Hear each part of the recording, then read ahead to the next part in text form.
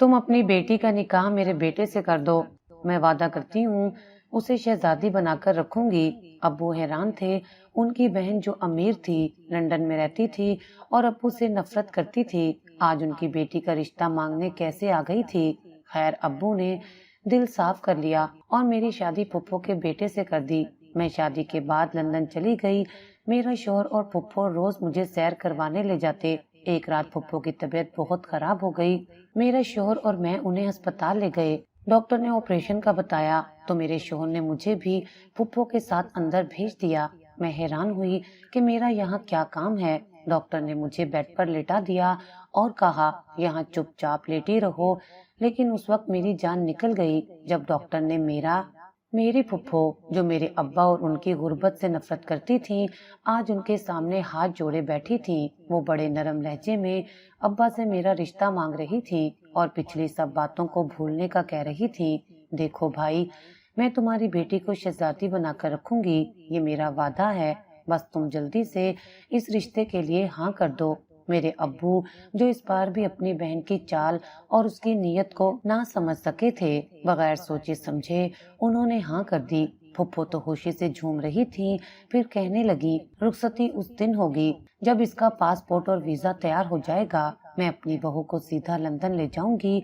सबको ये बात बहुत अच्छी लगी। हमारे जैसे गरीब लोग जो दिन भर की दिहाड़ी में गुजारा करते हैं, उनके लिए ये सब ख्वाब जैसा था। अम्मा दिन रात दुआएं देने लगी। मोहल्ले की औरतें रश्क से देखने लगी। सब कहने लगे, अरे नसीबा देखो, लड़की का दुल्हन बनकर लंदन जाएगी।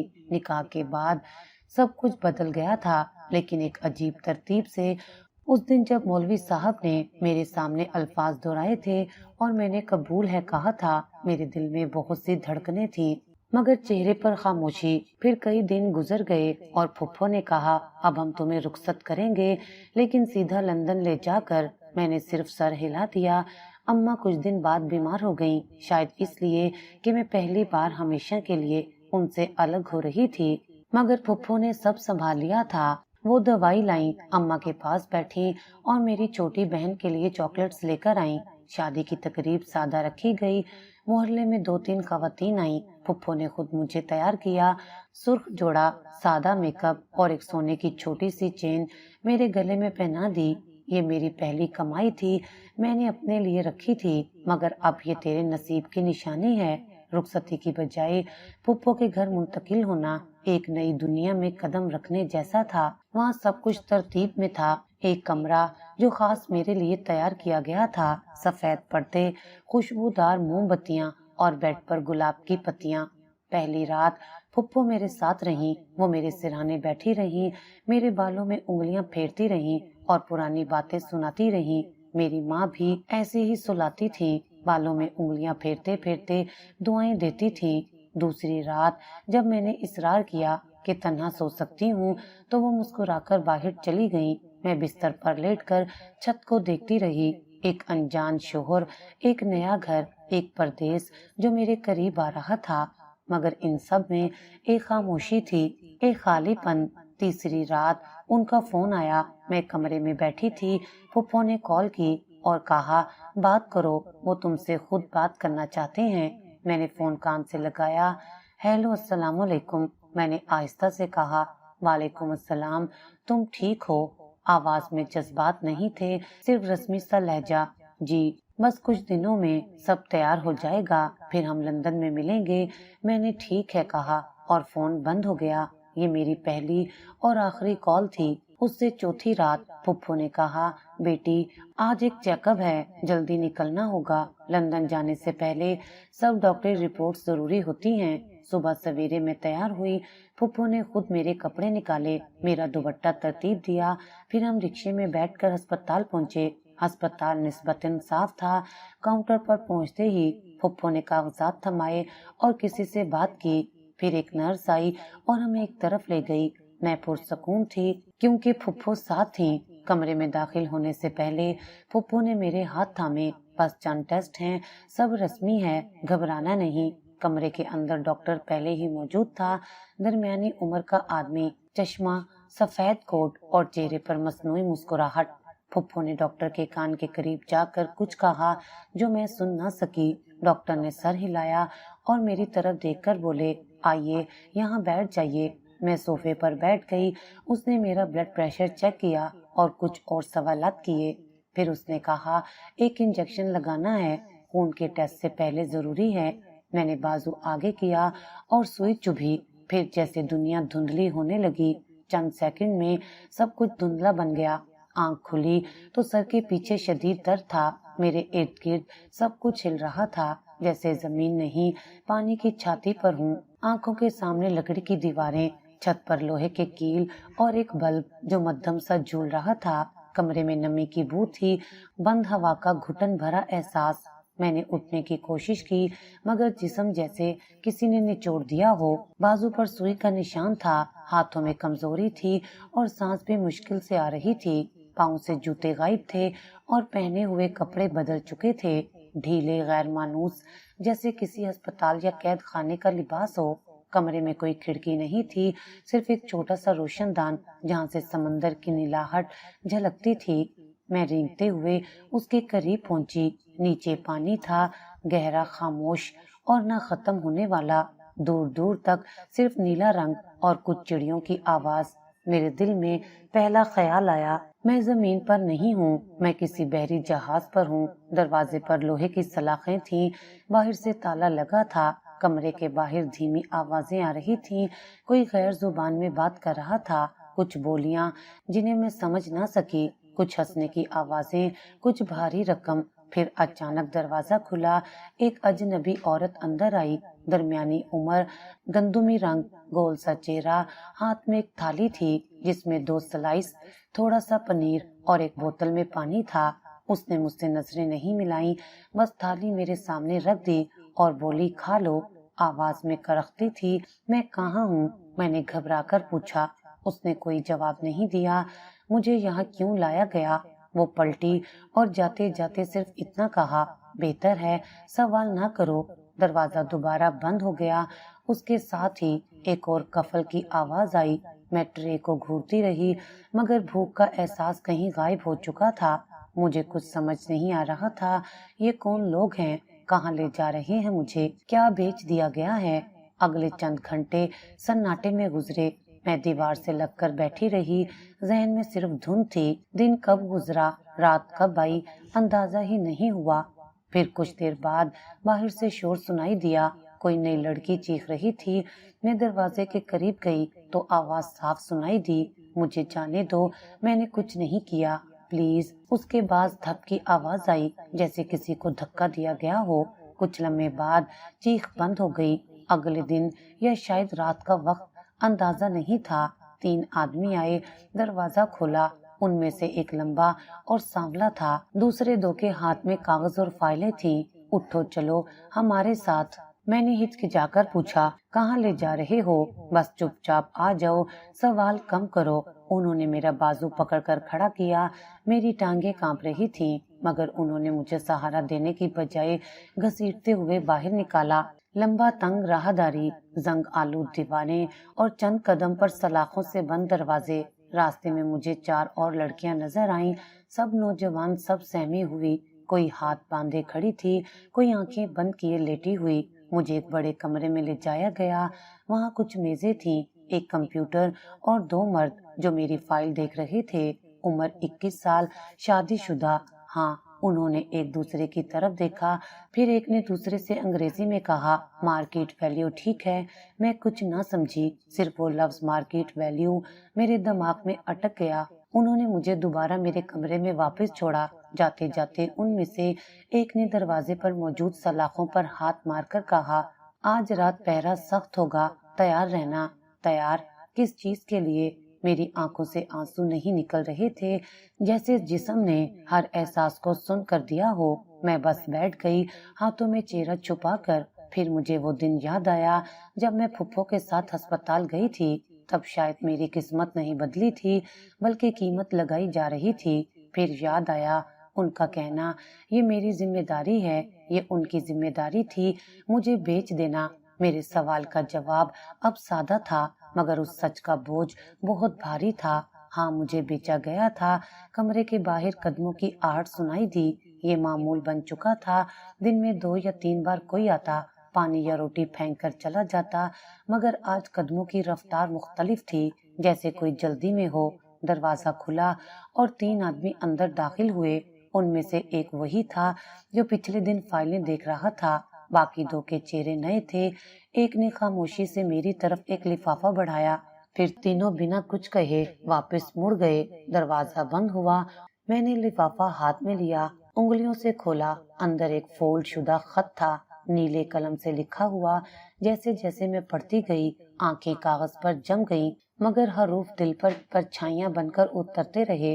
السلام علیکم، مجھے معلوم ہے تم یہ پڑھ کر صدمے میں آ جاؤ گی، مگر میرے پاس تم سے کچھ چھپانے کو اب کچھ نہیں، تمہیں سب سچ جاننا چاہیے۔ میری ماں، تمہاری پھپھو کی طبیعت لندن میں بہت خراب تھی، علاج کے لیے بہت پیسے درکار تھے، اتنے کہ میرے بس سے باہر۔ میں نے آنکھیں بند کی، دل چاہ کے پڑھنا بند کر دوں، لیکن ہاتھ نہ رکا۔ یہ وہ وقت تھا جب ہمیں ایک موقع دیا گیا، ایک ایسا راستہ جس سے ہمیں پیسے بھی ملتے اور تمہارا نام بھی چھپ جاتا۔ ماں نے کہا کہ تم بہترین ہو، شریف ہو، اور سب سے بڑھ کر تمہارا کوئی پوچھنے والا نہیں۔ میری انگلیاں کانپنے لگیں، لفظ اب بھی پڑھنے جا رہی تھی، لیکن جیسے ہاتھ انکار کر رہے تھے۔ میں نے تمہیں بیچ دیا، یہ لکھنا آسان نہیں، لیکن حقیقت یہی ہے۔ میں نے طلاق نامہ دستخط کر کے روانہ کر دیا ہے، تم اب آزاد ہو، اس قید میں تمہیں دوبارہ کوئی نہیں پہنچائے گا۔ تمہاری قیمت لگی اور بہت اچھی لگی۔ یہ جملہ آخری قطرہ تھا، بس شکریہ کہنا تھا۔ تم نے میری ماں کی جان بچا لی۔ تمہیں شاید نفرت ہوگی مجھ سے، مگر مجھے تم سے کبھی محبت نہیں ہوئی۔ تم صرف ایک حل تھی، ایک سودا۔ خط میرے ہاتھ سے چھوٹ کر زمین پر گر گیا۔ میں دیر تک دیوار سے ٹیک لگائی بیٹھی رہی۔ باہر سمندر کی آواز آ رہی تھی، جیسے وہی میرے حال پر ماتم کر رہا ہو۔ کمرے کی ہوا کچھ بھاری ہو گئی تھی، روشن دان سے آنے والی روشنی بھی مدھم ہو چکی تھی۔ وہ خط جو میرے ہاتھ میں دیا گیا تھا، وہ ایک رسید تھا، میری بربادی کی قانونی رسید۔ رات گئے، کسی نے دروازے پر دستک دی، میں نے کوئی جواب نہیں دیا۔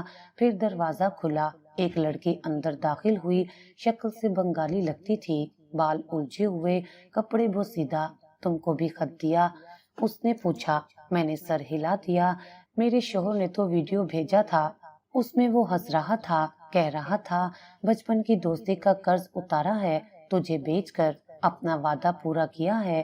وہ ہنسنے لگی، بے آواز، جیسے ہنسی نہیں، پاگل پن ہو۔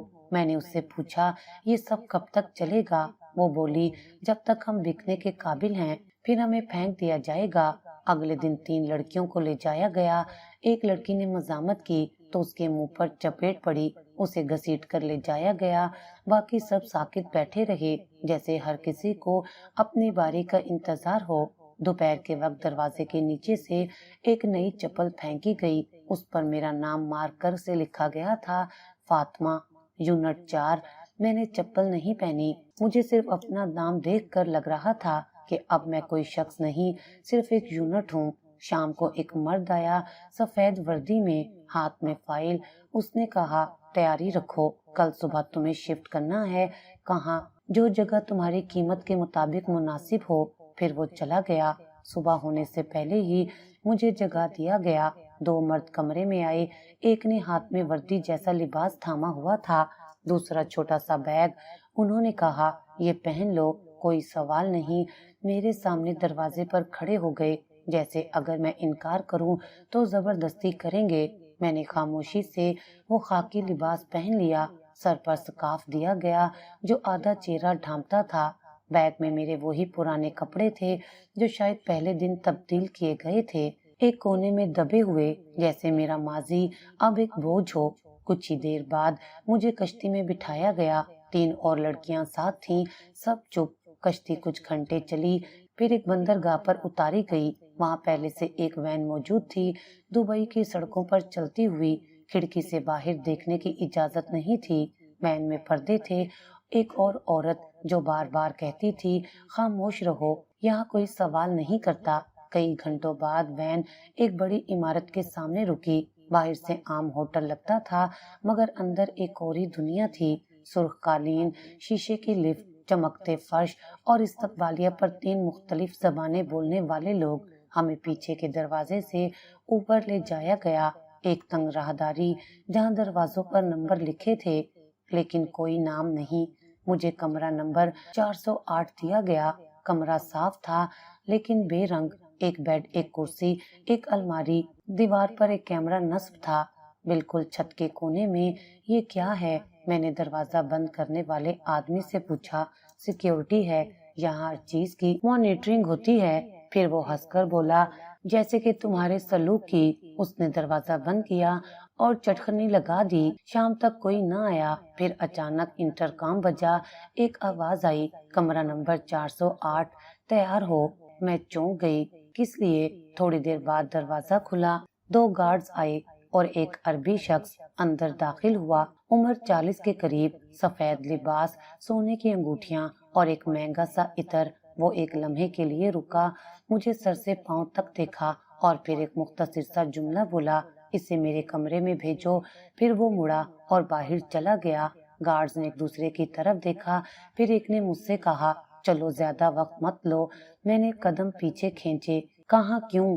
یہاں کیوں کی اجازت نہیں ہے، تمہیں جہاں بلایا جائے جاؤ۔ میں نے انکار کیا، میرے منہ سے صرف ایک لفظ نکلا، نہیں۔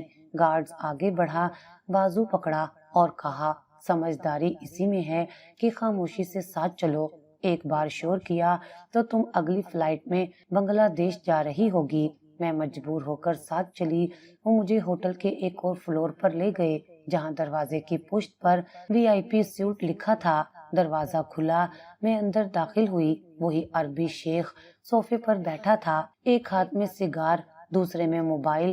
میری طرف دیکھے بغیر بولا، تم پاکستان سے ہو؟ میں نے سر ہلایا، آواز نہیں نکلی۔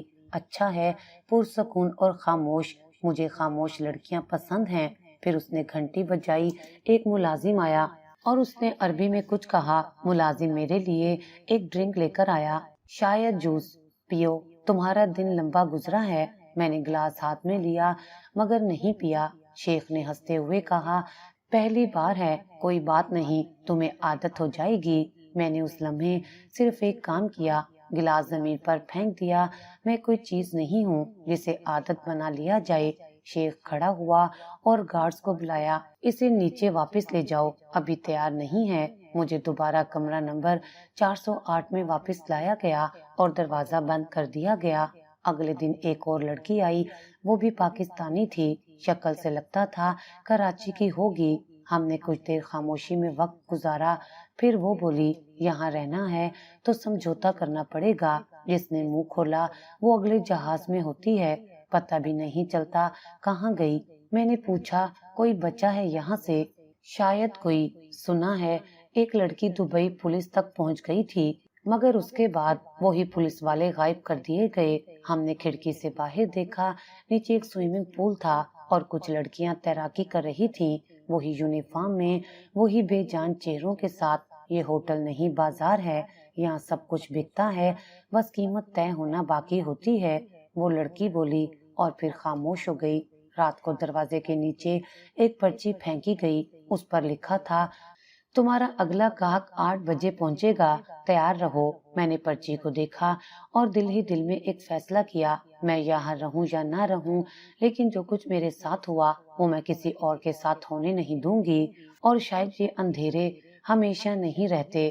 اس دن ہوٹل میں غیر معمولی ہلچل تھی، عملہ تیزی سے ادھر ادھر بھاگ رہا تھا، دیواروں پر لگی لائٹیں صاف کی جا رہی تھیں، لابی میں نئے پھول لگائے جا رہے تھے۔ کمرے کے باہر ایک گارڈ نے آ کر صرف اتنا کہا، آج کوئی خاص مہمان آ رہا ہے، سب الرٹ رہو۔ میں نے خود سے سوال کیا، خاص مہمان کا ہم سے کیا لینا دینا؟ لیکن سوال پوچھنے کا اب کوئی فائدہ نہیں رہا تھا۔ شام کو دروازہ کھلا، ایک نیا لباس لایا گیا، سفید اور نیلا، نفیس لیکن سادہ۔ اس کے ساتھ ایک نوٹ تھا، یہ پہنو، آج تمہیں نیچے بلایا جا سکتا ہے۔ میں نے لباس وہیں رکھ دیا، کسی نوٹ یا حکم کی اب میرے لیے کوئی اہمیت نہیں تھی، میں وہی پہنے رہی جو تن پر تھا۔ 8 بجے کے قریب انٹرکام بجا، कमरा 408 तैयार हो जाओ, विजिटर तुम्हें देखना चाहता है। मैंने कुछ नहीं कहा, खामोशी से दरवाजे के सामने खड़ी हो गई। दरवाजा खुला और गार्ड ने मुझे नीचे ले जाने का इशारा किया। मैं उसके साथ लिफ्ट में सवार हुई। लिफ्ट का शीशा साफ था और नीचे जाते हुए पहली बार मैंने खुद को मुकम्मल देखा। सूखा हुआ चेहरा, आंखों के नीचे स्याह हल्के, और वो चेहरा जो अब अपना नहीं लगता था। लॉबी में पहुंचे तो वहाँ काफी लोग थे। सबकी नजरें मसरूफ, कोई किसी से बात कर रहा था, कोई लैपटॉप पर झुका हुआ था। उन सब में एक लड़का बिल्कुल अलग था, ऊंचा कद, गंदुमी रंगत, स्याह कोट और हाथ में एक फाइल। उसने जैसे ही मेरी तरफ देखा फौरन साकित हो गया। उसके हाथ में पकड़ी फाइल नीचे गिर गई और आंखें मुझ पर जम गईं। गार्ड्स ने इशारा किया, यही है देख लो। वो मेरे करीब आया, बहुत आहिस्ता, जैसे किसी ख्वाब की तरफ बढ़ रहा हो। ये तुम हो? उसने आहिस्ता से कहा, जैसे खुद से पूछ रहा हो। मैंने कुछ नहीं कहा, बस नजरें झुका ली। मेरा नाम तारिक है, वो बोला। मैं दुबई में एक टेक्सटाइल बिजनेस का मालिक हूँ। मैं यहाँ किसी और काम से आया था, मगर जैसे ही तुम्हें देखा वो रुका, जेब से एक तस्वीर प्रिंट निकाली और मेरे सामने रखी। ये देखो, तस्वीर में एक लड़की बच्चों के साथ खेल रही थी, कपड़े मट्टी से अटे, हंसती हुई, बाल बिखरे हुए, और वो चेहरा, वो मेरा चेहरा था। ये तस्वीर 2 साल पहले पाकिस्तान के एक गांव में ली थी। मैं वहां फलाही काम के लिए गया था। तब मैंने ये तस्वीर बेदहानी में ली, लेकिन बाद में ये मेरी हर फाइल पर, लैपटॉप, हर एल्बम का हिस्सा बन गई। मैंने तस्वीर को गौर से देखा और जैसे याद आया वो दिन जब मैं बच्चों को खेलना सिखा रही थी। तब जिंदगी सादा थी, बज़ाहिर मुश्किल, मगर आजादी थी। मैंने कभी सोचा नहीं था कि वही चेहरा एक दिन यहाँ इस हालत में इस जगह देखूंगा। फिर उसने इधर उधर देखा और आहिस्ता आवाज में बोला, यहाँ सब ठीक नहीं है, मुझे मालूम है, मगर मुझे ये भी मालूम है कि अगर मैं कुछ ना करूं तो शायद तुम कल यहाँ ना रहो। मैंने पहली बार उसकी आंखों में देखा, वहाँ खौफ भी था, हमदर्दी भी, और कुछ और, शायद वही एहसास जो बरसों पहले मेरे बाप की आंखों में होता था जब वो काम से आकर मुझे गोद में बिठाता था।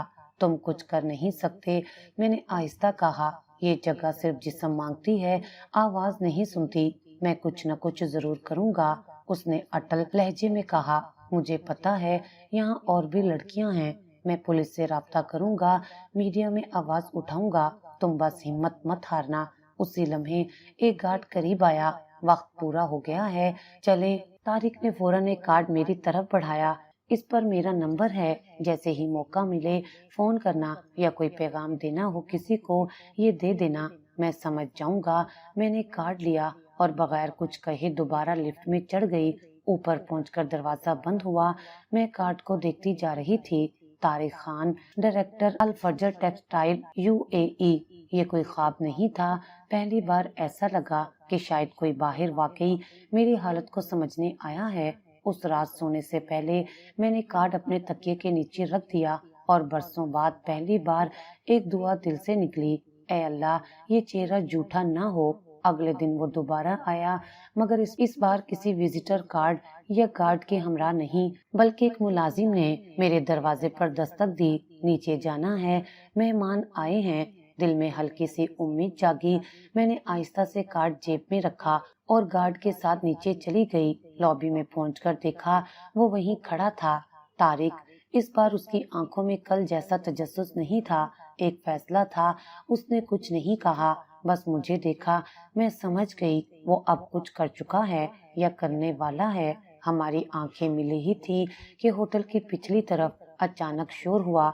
2 लोग भागते हुए लॉबी से गुजरे। एक मुलाजिम ने रिसेप्शन के फोन से कॉल करने की कोशिश की, मगर तारिक ने आगे बढ़कर फोन की तार खींच ली। पुलिस आ रही है, सब कुछ बंद करो, किसी ने अरबी में चीख कर कहा। 2 लम्हों में होटल की फिजा बदल गई। दरवाजे बंद किए जाने लगे, गार्ड्स भागते नजर आए। मैं पीछे हटी। तारिक ने आकर मेरा हाथ थामा। यहीं रहना, कोई भी आए तुम चुप रहना। फिर वो सीधा बाहर की तरफ भागा। कुछ ही लम्हे गुजरे थे कि बाहर से गाड़ियों के दरवाजे खुलने बंद होने की आवाजें आईं। फिर एक जोरदार आवाज, जैसे कुछ टूटा हो। मैं वहीं खड़ी रही। 2 पुलिस वाले अंदर आए, एक के पास कैमरा, दूसरे के पास वायरलेस انہوں نے سب سے پہلے استقبالیہ کے کمپیوٹر ضبط کیے۔ 2 خواتین افسران ہوٹل کے عملے کو روک رہی تھیں اور ایک ایک کمرہ چیک کیا جا رہا تھا۔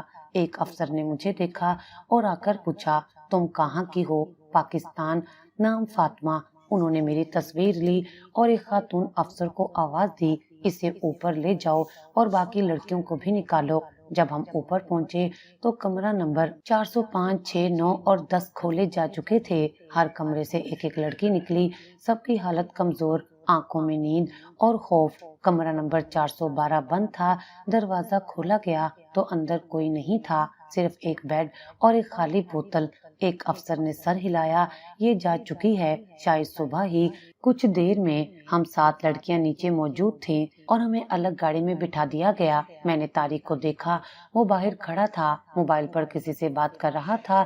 اس نے میری طرف دیکھا اور ہونٹوں سے بس اتنا کہا، تم محفوظ ہو۔ جب گاڑی پولیس اسٹیشن پہنچی تو وہاں پہلے سے 2 خواتین موجود تھیں۔ ہمیں ایک ایک کر کے اندر بلایا گیا۔ میرے کمرے میں ایک ٹیبل، ایک افسر اور ایک عورت بیٹھی تھی۔ کیا تمہیں یہاں زبردستی رکھا گیا؟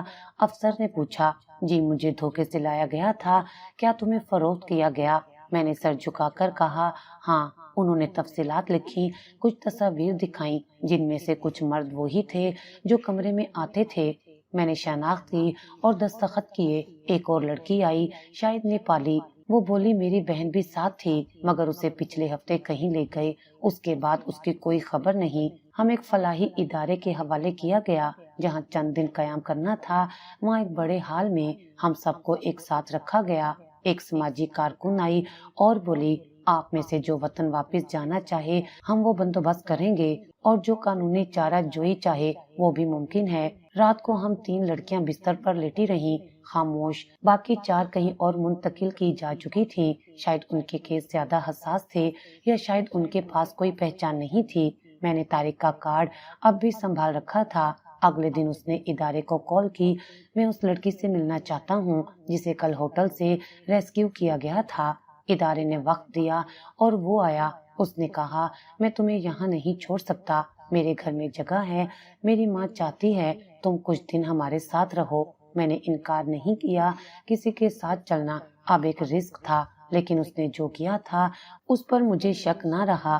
3 دن بعد میں اس کے ساتھ اس کے گھر گئی اور پہلی بار کسی دروازے پر قدم رکھا تو کسی نے کہا، بیٹی اندر آؤ، تم ہمارے لیے امانت ہو، بوجھ نہیں۔ یہ پہلی شام تھی جہاں اندھیرا نہیں تھا۔ جب میں اس کے ساتھ گھر میں داخل ہوئی تو پہلی چیز جو محسوس ہوئی وہ خاموشی تھی، لیکن یہ خاموشی ویسی نہیں تھی جو میرے پچھلے کمروں میں ہوتی تھی۔ یہاں دروازے پر ایک چھوٹا سا قرآن پاک رکھا تھا، دیوار پر ماں باپ کی پرانی تصویر اور صحن میں لگے پھول جو ہوا کے ساتھ ہل رہے تھے۔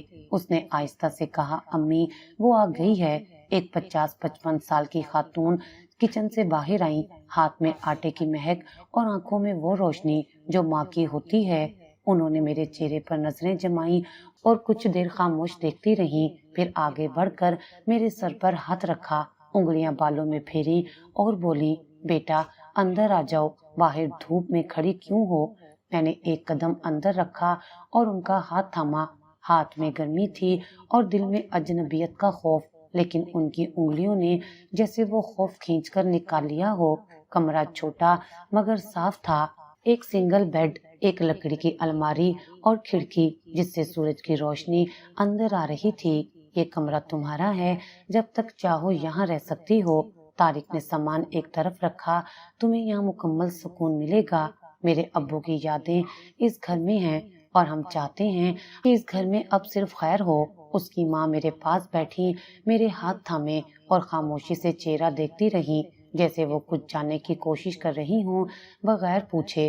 ان کی آنکھوں میں وہ سوال نہیں تھے جو باقیوں کی نظروں میں ہوتے ہیں، بس ایک التجا تھی، میں خود کو محفوظ محسوس کروں۔ بیٹا تم کھانا کھاؤ گی نا؟ میں دال اور چاول بنا رہی تھی۔ میں نے ہاں میں سر ہلایا، آواز نہ نکلی۔ انہوں نے میرا ہاتھ چوما اور کچن کی طرف چلی گئیں۔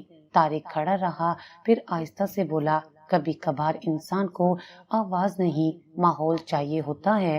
میں جانتا ہوں کہ تم کچھ کہنا نہیں چاہتی، بس سنبھلنا چاہتی ہو، یہی کافی ہے۔ ابھی میں بیڈ پر بیٹھ گئی اور کھڑکی کے باہر دیکھا، نیچے سڑک تھی، عام سی، بچے کھیل رہے تھے، ایک عورت سبزی والا بھاؤ تول رہی تھی، ایک بلی گلی کی نکڑ پر بیٹھی تھی۔ یہ سب کچھ معمول کا تھا، لیکن میرے لیے غیر معمولی۔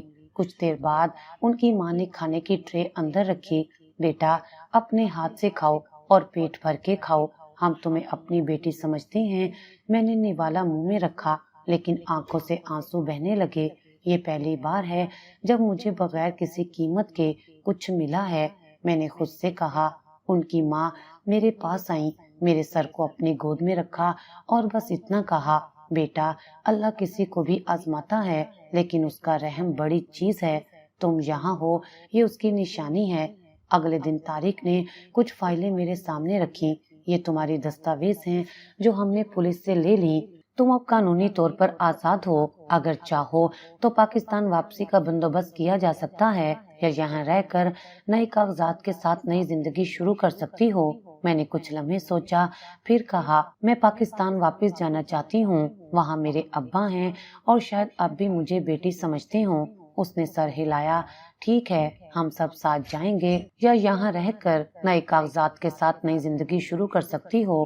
میں نے کچھ لمحے سوچا، پھر کہا، میں پاکستان واپس جانا چاہتی ہوں۔ وہاں میرے ابا ہیں اور شاید اب بھی مجھے بیٹی سمجھتے ہوں۔ اس نے سر ہلایا۔ ٹھیک ہے، ہم سب ساتھ جائیں گے۔ اگلے چند دن سکون سے گزرے۔ میں روزانہ امی کے ساتھ کچن میں وقت گزارتی، کبھی ان کی باتیں سنتی، کبھی چھوٹے موٹے کام کرتی، اور وہ مجھے روز نماز پڑھنے کی تلقین کرتی اور ہر وقت دعائیں دیتی۔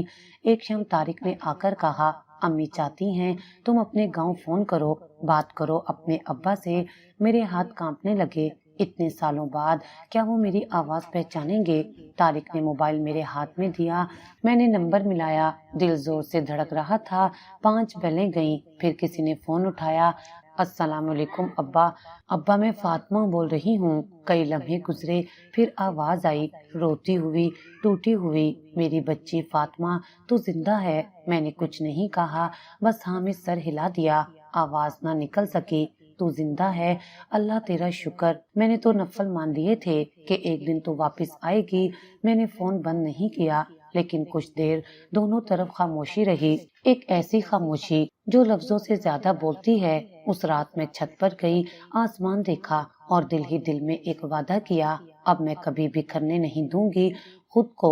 یہ گھر، یہ لوگ، بغیر کسی قیمت کے محبت کرنے والے لوگ میرے نصیب کا وہ حصہ تھے جس پر ابھی تک پردہ پڑا ہوا تھا۔ جب پاکستان واپسی کی تاریخ طے ہوئی تو میرے اندر ایک عجب سی بے چینی شروع ہو گئی۔ سب کچھ ٹھیک لگ رہا تھا، لیکن دل میں ایک خالی پن تھا جس سے کوئی بھر نہیں پا رہا تھا۔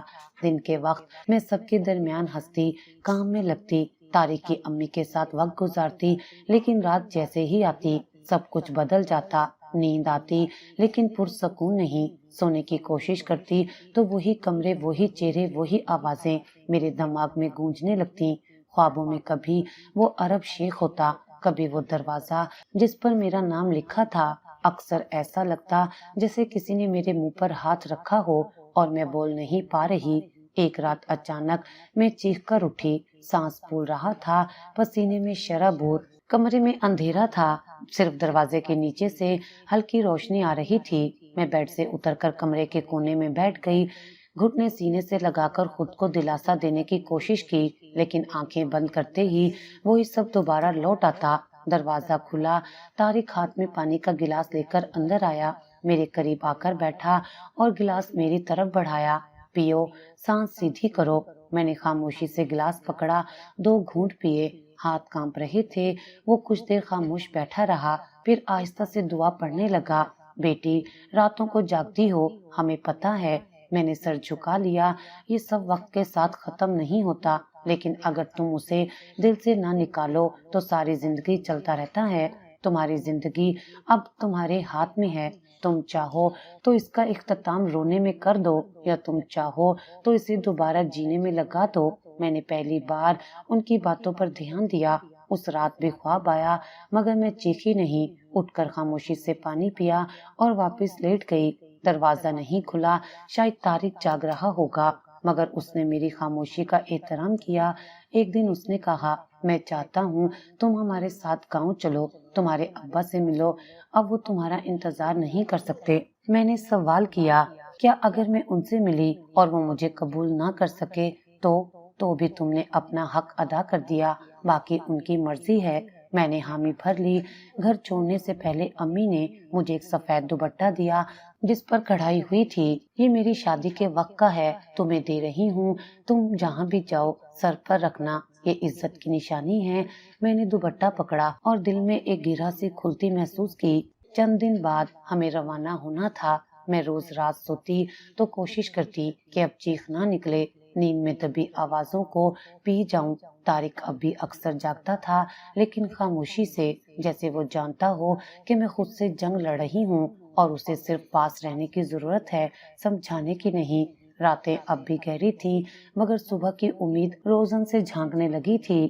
سفر کی تیاری مکمل ہوئی تو طارق نے خاموشی سے مجھے وہ بیگ دیا جس میں میرے اصل کپڑے، شناختی کارڈ اور چند کاغذات تھے۔ میں نے بیگ کو پکڑا اور کچھ دیر تک اسے دیکھتی رہی۔ میرے ہاتھ میں وہ ثبوت تھا کہ میں اب دوبارہ خود کو پہچان سکتی تھی، اپنے نام سے، اپنی شناخت سے۔ کئی مہینے گزر چکے تھے اس دن کو جب میں بغیر مرضی، بغیر ارادے، ایک خالی دستاویز بن کر کسی کمرے میں جاگتی تھی۔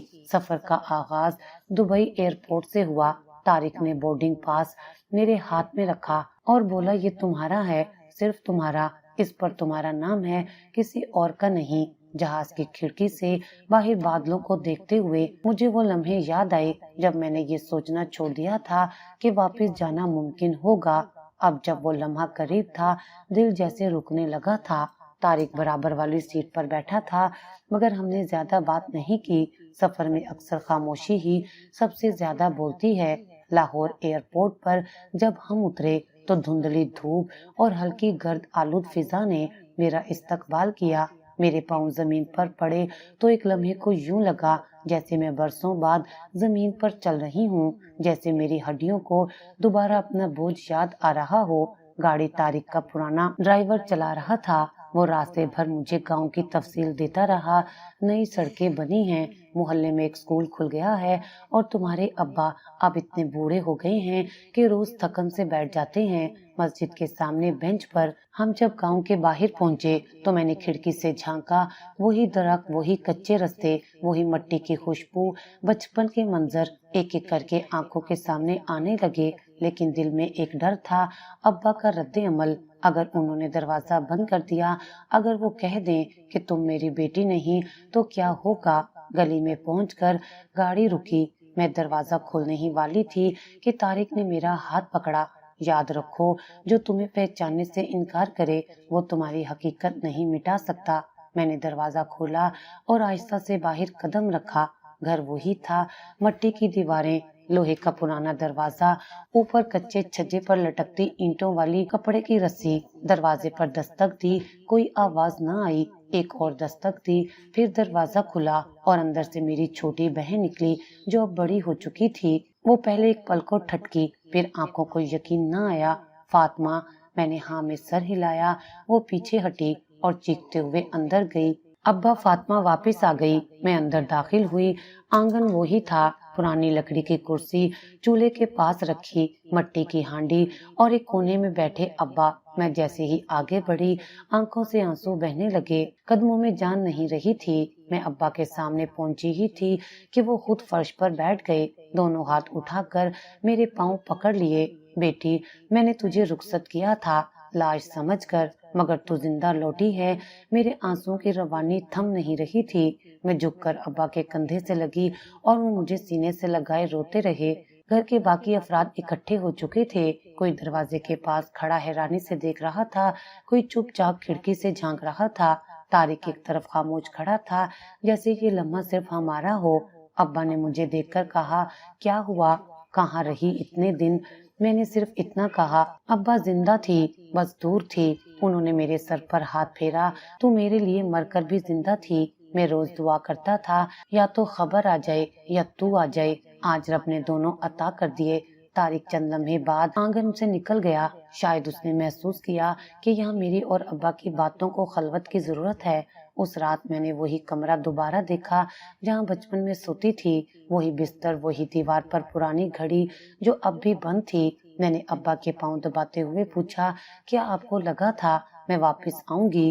میں نے کبھی امید نہیں چھوڑی، وہ بولے، لیکن زبان سے کچھ نہیں کہا، بس دل میں یقین رکھا کہ رب جسے لے جائے وہ واپس بھی لا سکتا ہے۔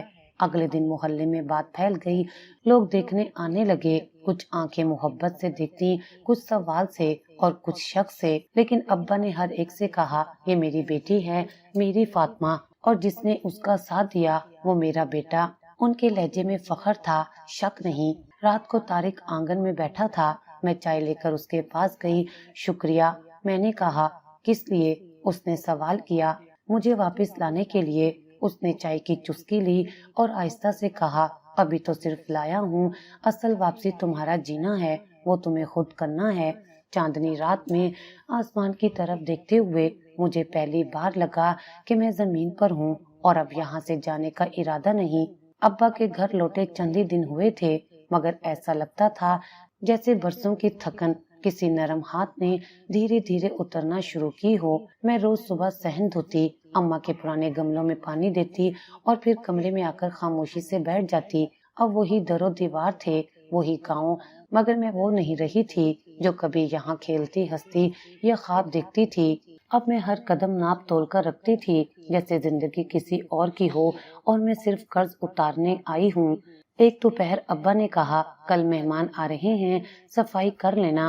میں نے پوچھا نہیں کہ کون آ رہا ہے، نہ ہی ابا نے بتایا، لیکن شام تک جب میں نے گلی میں 2-3 پرچون والوں سے سنا کہ فاطمہ کے لیے رشتہ آ رہا ہے تو دل میں ایک ہلچل سی ہوئی، کیا وہ واقعی آئے گا؟ دوسری صبح جب سورج نکلا تو آنگن میں وہی دن جیسا منظر تھا جو برسوں پہلے میرے نکاح کے دن بنا تھا۔ صاف چادر، چینی کے کپ اور مٹی کی ہنڈیاں میں رکھا پانی۔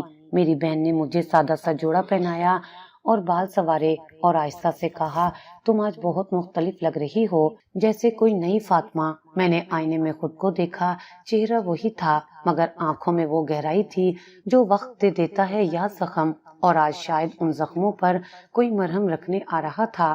دوپہر کے قریب 4 لوگ گلی کی نکڑ پر دکھائی دیے، ایک گاڑی، 2 مرد اور ایک عورت جن کے ساتھ وہ تھا۔ ابا دروازے پر کھڑے تھے، ان کے چہرے پر کچھ سکون، کچھ فخر۔ مہمان اندر آئے، آنگن میں بیٹھے، عورت نے سب سے پہلے سلام کیا، السلام علیکم، ہم دبئی سے آئے ہیں، آپ کی بیٹی کو دیکھنے نہیں مانگنے آئے ہیں۔ ابا نے پل بھر کو خاموشی اختیار کی، پھر بولے، ہمیں آپ کی نیت پر شک نہیں، آپ کا بیٹا ہمارے لیے بوجھ نہیں، عزت ہے۔ طارق کی نظریں نیچی تھی، جیسے ہر لمحہ اپنے لفظوں کو تول رہا ہو۔ اس کی ماں نے میری طرف دیکھا، بیٹی میں جانتی ہوں تم نے بہت کچھ برداشت کیا، مگر جو بیٹی اس حال میں خود کو سنبھال لے وہ بہو نہیں دعا بن کر گھر میں آتی ہے۔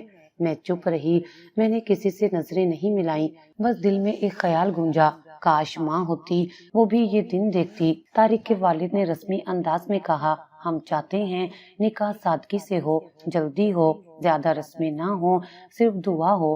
ابا نے اس بات میں سر ہلایا، جب سب کچھ صاف نیت سے ہو تو زیادہ دیر کرنا مناسب نہیں ہوتا۔ رشتہ طے ہو گیا۔ طارق نے ایک چھوٹا سا ڈبہ میری طرف بڑھایا جس میں انگوٹھی رکھی تھی، نہ سونے کی چمک تھی نہ کوئی قیمتی نگینہ، بس ایک سادہ سی انگوٹھی۔ میں نے خاموشی سے ہاتھ آگے کر دیا، اس نے آہستگی سے میری انگلی میں پہنائی۔ اس وقت پورے صحن میں مکمل خاموشی تھی، جیسے سب سانس روکے دیکھ رہے ہوں کہ قسمت کس موڑ پر ہاتھ تھامتی ہے۔ اس کے بعد مہمانوں کے لیے کھانا لگا دیا گیا۔ محلے کی عورتیں بھی آ چکی تھیں، کچھ کھڑکی سے جھانک رہی تھیں، کچھ دروازے پر بیٹھی سرگوشیاں کر رہی تھیں۔ یہ وہی ہے نا جس کو دبئی سے واپس لایا گیا؟ ہاں وہی فاطمہ۔ قسمت دیکھو، اب وہ کسی بڑے گھرانے کی بہو بننے جا رہی ہے۔ جسے دنیا بیچ آئی تھی اسے خدا نے اپنی جگہ سے نوازا۔ یہ جملے میرے کانوں میں گونجتے رہے، لیکن میں نے کچھ نہیں کہا۔ میرے دل میں صرف خاموشی تھی، ایک ایسی خاموشی جو چیخنے سے بہتر لگتی ہے۔ شام تک سب مہمان واپس چلے گئے۔ طارق نے جاتے وقت ابا سے کہا، ہم نکاح کی تاریخ آپ کی مرضی سے رکھیں گے۔ میں چاہتا ہوں فاطمہ کے لیے سب کچھ ویسا ہو جیسا وہ چاہے۔ ابا نے صرف اتنا کہا، اب وہ تمہاری ذمہ داری ہے، مگر دل کا ٹکڑا ابھی سنبھال سکو تو لے جاؤ۔ جیسے ہی گاڑی چلی میں صحن کے کونے میں جا کر بیٹھ گئی۔ آسمان پر سورج ڈھل رہا تھا، پرندے اپنے گھونسلوں کو لوٹ رہے تھے اور میرے دل میں وہی جملہ گونج رہا تھا، کاش ماں ہوتی۔ میں نے آنکھیں بند کی اور دل میں محسوس کیا جیسے کہیں دور وہ مجھے دیکھ رہی ہو۔ شاید دعائیں مکمل ہونے میں وقت لیتی ہیں، لیکن جب پوری ہوتی ہیں تو ایسا سکون دیتی ہیں جو لفظوں میں نہیں سما سکتا۔ نکاح سادگی سے ہوا، وہی آنگن، وہی پرانے گواہ اور وہی لوگ جو کبھی مجھے کھو چکے تھے آج گواہی دے رہے تھے کہ میں واپس آئی ہوں مکمل سچائی کے ساتھ۔ طارق نے میرے ماتھے پر ہاتھ رکھا تو میں نے پہلی بار اس لمس میں نہ بوجھ محسوس کیا نہ ہمدردی، صرف برابری کا احساس تھا۔ نکاح کے بعد سب نے دعا کی اور میں نے خود سے ایک وعدہ کیا، اب میں خاموش نہیں ہوں۔ وہ رات جب ہم نئے گھر میں پہنچے تو اس کی ماں نے میرے ہاتھ میں ایک نوٹ بک دی۔ بیٹی، اپنے لفظوں کو سنبھال لو، لکھو، تمہاری کہانی بہت سی کہانیوں کو بچا سکتی ہے۔ میں نے وہی رات پہلی سطر لکھی، میرا نام فاطمہ ہے اور میں بکنے والی نہیں، بولنے والی ہوں۔ طارق اکثر کہتا ہے تمہاری آنکھوں میں اب روشنی ہے، پہلے وہ بس دیکھتی تھی، اب سمجھتی ہیں۔ میں روز کچھ وقت لکھنے میں گزارتی ہوں اور جب کبھی کسی ادارے سے بلاوا آتا ہے میں جاتی ہوں۔ وہ مجھ سے سوال کرتے ہیں تم کیسے بچی؟ میں کہتی ہوں میں نہیں بچی، مجھے بچایا گیا، مگر اب میں دوسروں کو بچانے کے لیے کھڑی ہوں۔ ایک سیمینار میں جب میں نے اپنی کہانی سنائی تو ایک لڑکی چیخ مار کر رونے لگی، بعد میں آ کر بولی میں بھی وہیں تھی، شاید اگلی باری میری ہوتی۔ میں نے اس کا ہاتھ تھاما، اب ہم دونوں کی باری ہے جینے کی۔ میں ہر اس لڑکی کے لیے آواز ہوں جو چپ رہی، بکی یا مار دی گئی۔ میری قیمت کوئی نہیں لگا سکتا کیونکہ اب میں خود اپنی قیمت جانتی ہوں اور میری آواز اب صرف میرے لیے نہیں، ان سب کے لیے ہے جو سننا چاہتے ہیں اور ان کے لیے بھی جو سننے سے انکار کرتے ہیں۔